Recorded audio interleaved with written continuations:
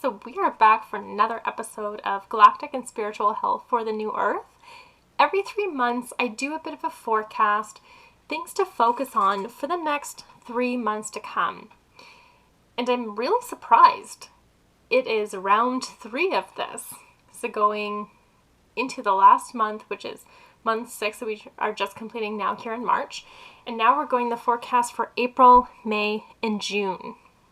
This is really exciting because so many things are happening around us right now, and I've just felt the energy just pulsing and changing, and I'm excited to see what comes over the next year.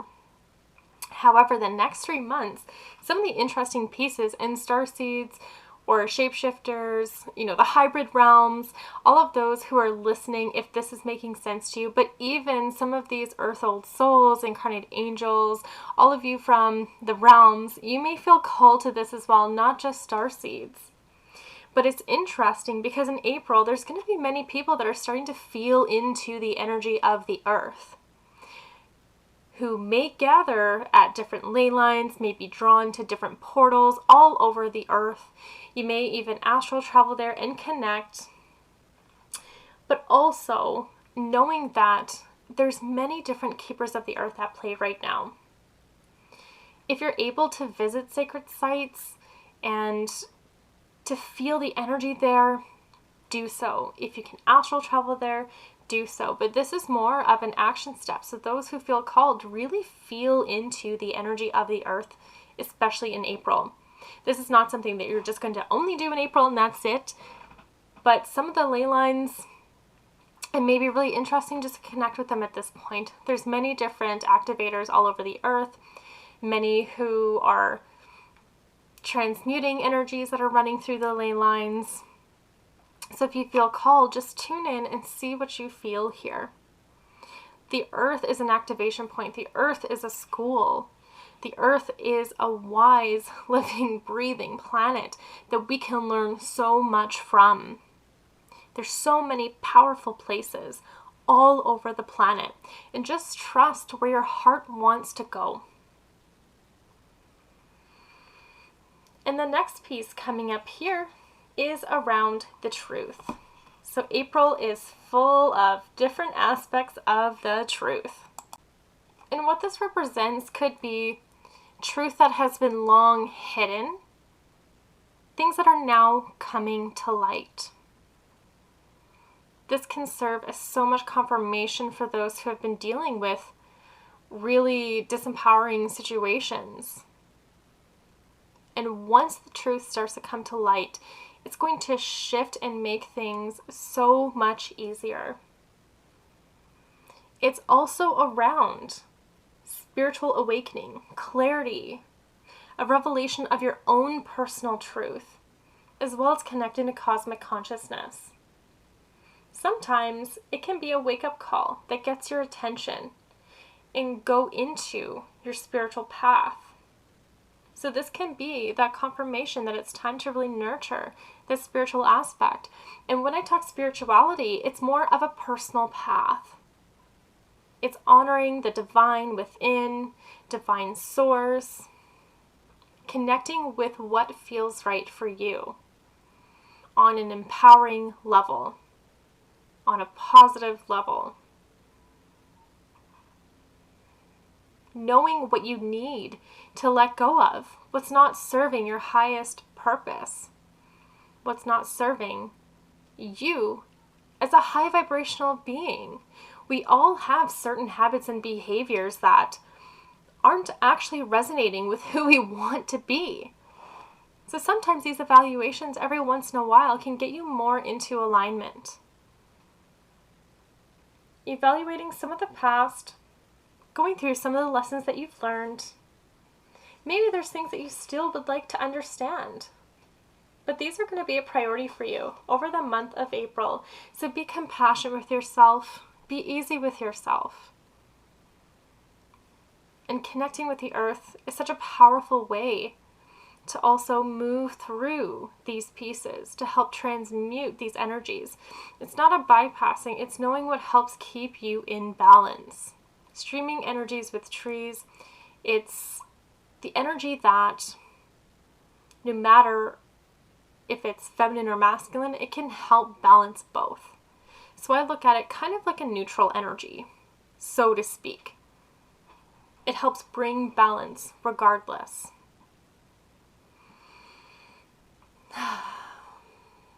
So April is an activated month. Now for the next piece in May, I'm really not surprised. A lot of May is around opening to love. And when I think of love, the thing that comes to mind is the Hadarian energy. So Hadarians, they are known for their unconditional love, giving without any expectation or want in return. It's giving and loving because it's so much a part of breathing for the Hadarians. As much as we need air, they need love. They give love, they receive love. They really sit in that frequency of in such a deep way. But any of you who are starseeds and you may be that Hadarian energy, just remember that you may have codependency natures. So learning to be interdependent and to trust your boundaries. Sometimes the incarnated Hadarians will think, if I just love them more, it will fix them. How many of us have thought that? Raise your hand because, hey, I've done this too. And as much as you can love certain people, some of them will always reject it because they need to do their work. You can't love somebody into doing their work. You can support them, you can have boundaries, but at the end of the day, you really have got to figure out, what are they willing to do? This is where the boundaries are really important. You don't need to cut everyone out of your life who may not be fully working through their stuff, but just kind of assessing where things are, if that makes sense. So not to have those codependency natures, to have those boundaries with others.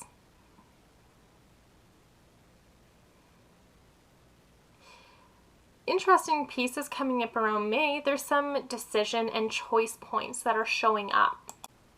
So just ask yourself, in your life, do you have a lot of different vision and choices, maybe scattered energies? And just relate that to your vision or your goal at this current point in time that you're going forward with. If there's something you're trying to achieve, scattering your energy into many different areas can sometimes be detrimental to what you're trying to create. And when we do this out of desperation, here's where we get in trouble.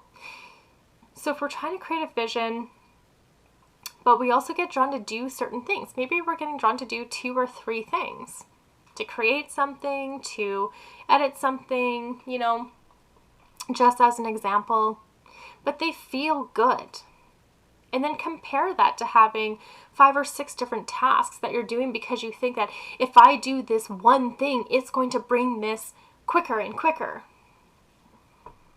You can see and feel the difference between the two. These actions feel aligned with my goals. So I'm going to take my time, I'm going to work through them. And often when we think, I'm going to take my time, we can power through it because we're in the zone. But when we're coming from a place of desperation, we're in more of our beta brainwave state. We're more in like the quick problem solving, acting, keep busy, keep moving type dynamic. And we aren't giving things our full attention, the full energy that it could be given, which then can take longer.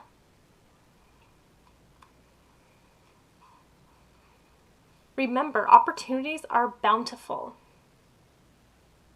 But also know you have a decision to be made at this point in time. So in May, you're going to examine the options that are around you. All the influence, all the power.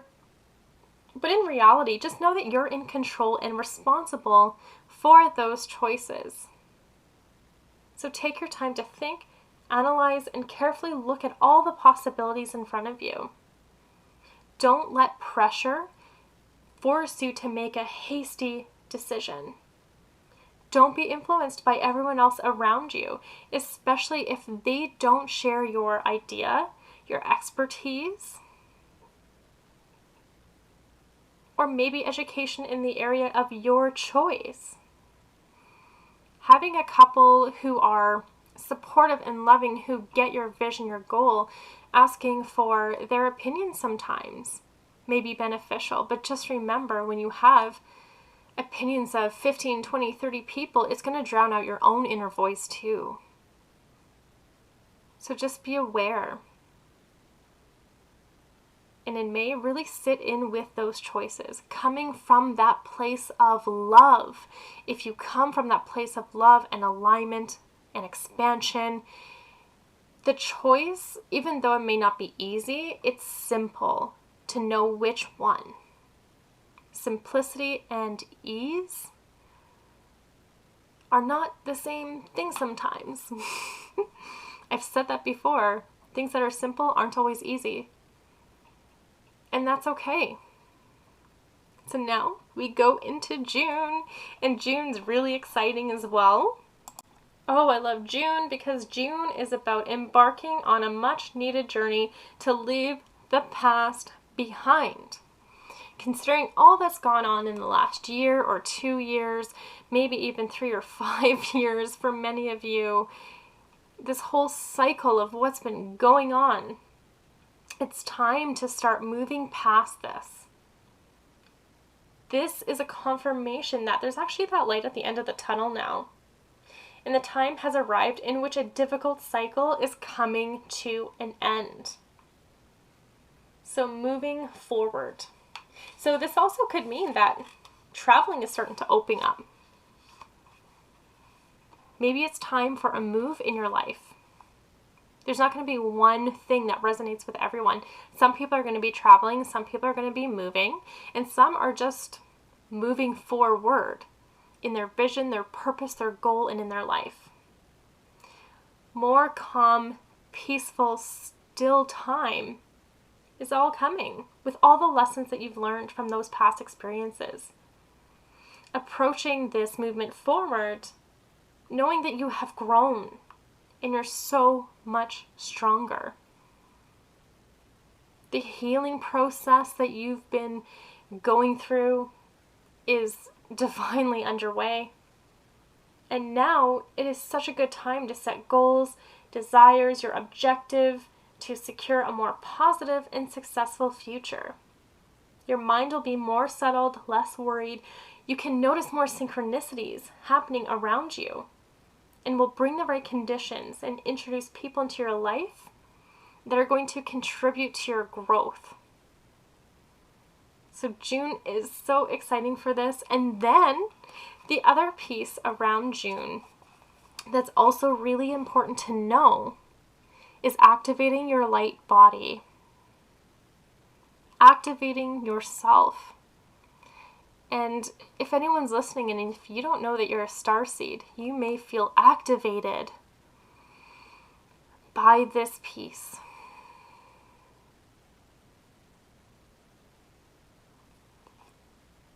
So some things you can do to help this process of activation, to help work with your light body, is to actually work with some sacred geometry and work with the Merkaba system. It can help extract, because it is a part of you. Your light body can be a healing center. It can send energies back to where they came that are not yours. This can be emotions, it can be EMFs, it could be multitudes of things. It can cleanse your body very, very quickly. And another way to cleanse your system, to activate your system, and to have a sense of presence is to also do a practice called star bathing. Work with the stars to help work with the crystalline grid of the earth. The crystalline grid of the earth can also anchor divine cosmic frequencies onto the planet. And again, this goes in hand with the ley lines we were talking about earlier for April. It can also help with the cosmic codes. So activating these light sequences for you.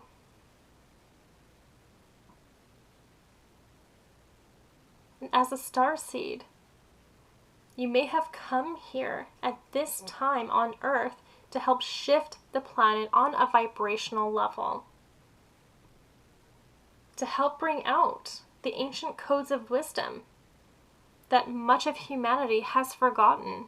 The star seeds, the earthly old souls, those wise ones that are here. All the realms are so in tune, especially the elementals as well. All of us working together to help bring these ancient codes, ancient technologies back to the surface, living in harmony, living with nature, being in a state of nurturance, in honoring your soul mission and who you are and why you're here. Yes, many are starseeds on Earth, but we're still having an Earth and human experience, which means that these remembrances as a starseed will help you here now as a human. Instead of praying to go back to your star system, making the most of the time here. There's a reason we chose to incarnate here at this time. So how can we make the most of it? How can we make this earth a better place for our kids, grandkids, for the next generations to come? And I've mentioned this months ago, but if you feel called to do this work, remember, we are the new wave of ancients, the new wave of the angels and ascended masters. We are going to be the ancestors that the future generations call on for support, much like how we do now. Who else calls for the support of the ancestors and feel them around you, supporting you as you're connecting with the earth, the star systems, maybe even your clients? One day we're going to be included in the ancestry, which I think is amazing and such an honor.